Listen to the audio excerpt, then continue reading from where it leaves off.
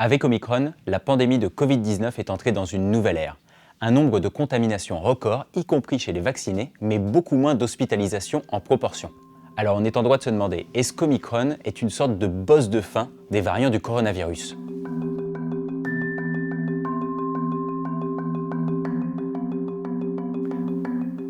Sans tenter de prédire l'avenir, on peut être sûr qu'il y aura d'autres variants car le virus continue de muter. Reste à savoir s'ils s'imposeront. Et si c'est le cas, ce n'est même pas sûr que ce sera un descendant d'Omicron et donc que ce variant sera lui aussi moins dangereux, moins virulent. Parce que quand une nouvelle souche s'impose dans le monde, c'est qu'elle est mieux adaptée à son hôte, à nous. Pour comprendre, essayez d'imaginer les coronavirus comme des petits bonhommes qui se baladent sur un sol plutôt plat. De manière générale, pour qu'un variant s'impose sur les autres, il faut qu'il prenne de la hauteur, soit en étant plus contaminant, soit en déjouant notre système immunitaire, en réussissant à infecter des personnes déjà immunisées ou vaccinées. Avant la pandémie, on pensait que cette exploration de montagne, elle se faisait petit à petit. Une fois la première partie explorée, on allait encore plus haut.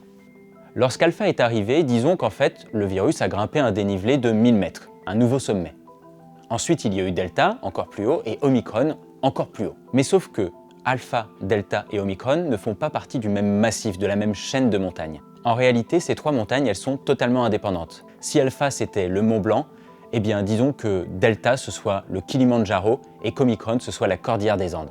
Le prochain variant, ce sera peut-être une nouvelle montagne de la Cordillère des Andes, un descendant d'Omicron. Mais ce sera peut-être aussi quelque chose de totalement nouveau, un massif qu'on ne connaît pas, qui est actuellement exploré par des coronavirus aventuriers. Ce que ça veut dire malheureusement, c'est que même si Omicron est moins virulent que Delta, le prochain variant qui s'imposera ne sera pas obligatoirement moins dangereux. La seule certitude, c'est qu'il arrivera mieux à se répandre dans la population. Mais il pourrait aussi provoquer plus de formes graves.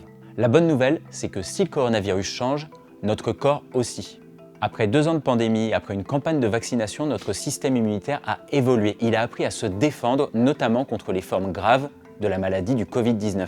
Après une vaccination, on peut à nouveau être contaminé, on l'a vu avec Omicron, mais le risque de faire une forme grave est beaucoup plus faible, on est protégé. Et plus on sera vacciné, plus on sera aussi contaminé puis guéri, plus le coronavirus aura du mal à faire du mal à notre corps. Si le virus gagne de la hauteur à chaque nouveau variant, notre corps, lui, gagne de l'expérience à chaque vague. S'il y a donc un espoir sur lequel se reposer, ce n'est pas que Omicron soit le dernier variant, ou que les prochains soient eux aussi moins dangereux, moins virulents. C'est plutôt de se dire que notre corps, petit à petit, s'entraîne et aura de meilleures armes pour lutter contre les futurs variants du coronavirus.